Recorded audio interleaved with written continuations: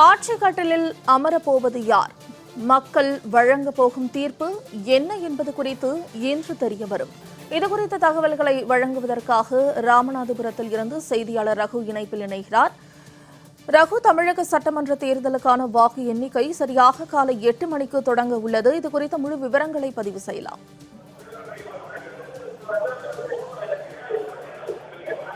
கண்டிப்பா மோனிஷா, ராமநாதபுரம், பரமக்குடி, முதுகுளத்தூர், திருவாடானை ஆகிய 4 சட்டமன்ற தொகுதிகளுக்குமான வாக்கு எண்ணிக்கை ராமநாதபுரத்தில் உள்ள அண்ணா பல்கலைக்கழக கல்லூரி வளாகத்தில் இன்னும் சற்று நேரத்தில் துவங்க இருக்கிறது.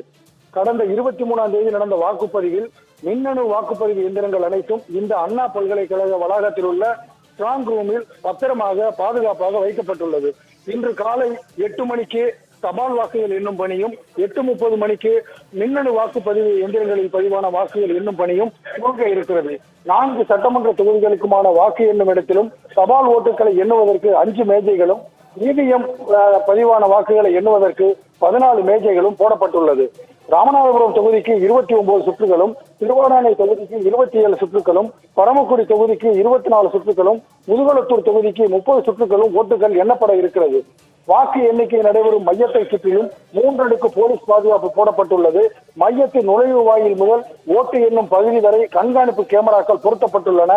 வாக்கு எண்ணும் பணியின் போதும் வாக்கு எண்ணிக்கை நடைபெறும் மையத்தின் வெளியிலும் அசம்பாவிதங்களை தவிர்க்க பலத்த பாதுகாப்பு ஏற்பாடுகள் செய்யப்பட்டுள்ளது.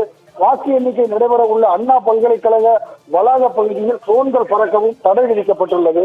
வாக்கு எண்ணும் மையத்தில் இருந்து 100 மீட்டர் தொலைவுக்கு வாகனங்கள் செல்ல தடை விதிக்கப்பட்டுள்ளதை தொடர்ந்து ராமநாதபுரம் தேவிப்பட்டினம் சாலையில் போக்குவரத்து மாற்றமும் செய்யப்பட்டுள்ளது.